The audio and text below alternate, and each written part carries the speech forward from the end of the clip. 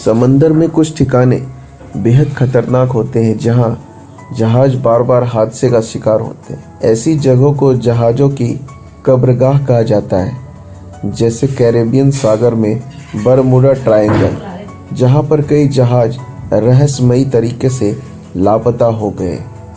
मगर क्या आपको पता है कि समंदर में जहाज़ों की सबसे बड़ी कब्रगाह कहाँ है? आपको लगेगा कि बरमूडा ट्रायंगल या फिर गहरे समुद्र में ही ऐसी जगह होगी जहां सबसे ज़्यादा जहाज डूबे होंगे, लेकिन आप गलत हैं। समंदर में जहाज़ों की जो सबसे बड़ी कब्रगाह है वह कोई गहरा समुद्री ठिकाना नहीं, वो तो बेहद उथली और तट के करीब की जगह है। ये ठिकाना है पूर्वी इंग्लैंड के शहर कैंट के करीब स्थित गुडविन सैंड्स।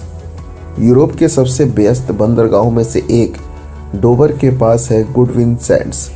ये समुद्री किनारे पर स्थित उथली सी जगह है जहां अक्सर लहरें आकर रेत को डुबो जाती हैं।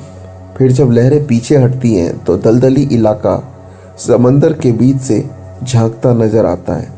लहरों के हटते ही यहाँ पर कौड़िया, रेत वाली ईल और केकड़े खेलने कूदते नजर आते हैं। करीब 10 मील में फैला यह इलाका मैरीन कंजर्वेशन जोन के तौर पर घोषित करने की मांग हो रही है। यहाँ पर समंदर में रहने वाले तमाम तरह के जीव जंतु मिलते हैं। ये इलाका समुद्र तट को कटाव से बचाता है। अब डोवर बंदरगाह का प्रशासन पोर्ट का दायरा बढ़ाने के लिए गुडविन सैंड्स की खुदाई करने का इरादा बना रहा है। पोर्ट बॉन्ड चाहता है कि गुडविन सैंड्स को 25 लाख टन बालू निकालकर इसे और गहरा करें। बहुत से लोग इसका विरोध कर रहे हैं। उन्हें लगता है कि इससे पर्यावरण को भारी नुकसान होगा, मगर इसकी वजह एक और भी है। गुडविन सैंड्स के दामन में डूबे पड़े हैं सैकड़ों जहाज जो यहाँ अचानक आए तूफान का शिकार हुए और किसी और वजह से डूब गए। कहते हैं कि ये इलाका इंग्लिश चैनल का सबसे खतरनाक ठिकाना है, खास तौर से जब तूफान आते हैं। नवंबर 1703 में यहाँ आए भयंकर तूफान में 1000 मछुआरे मारे गए थे। उस रात डूबे जहाजों में एक था HMM स्टर्लिंग कैंसल, जिसका मलबा 1979 में तलाशा गया था। हालांकि 1908 में इसे संरक्षित जगह घोषित कर दिया गया था ताकि लोग मलबे में लूटपाट न करें। 1703 के तूफान के बाद 24 जनवरी 1809 को ईस्ट इंडिया कंपनी का जहाज एडमिरल गार्डनर मद्रास के लिए रवाना हुआ था। जहाज पर लोहा, तोपें, कंपनी के 48 टन सिक्के लदे हुए थे।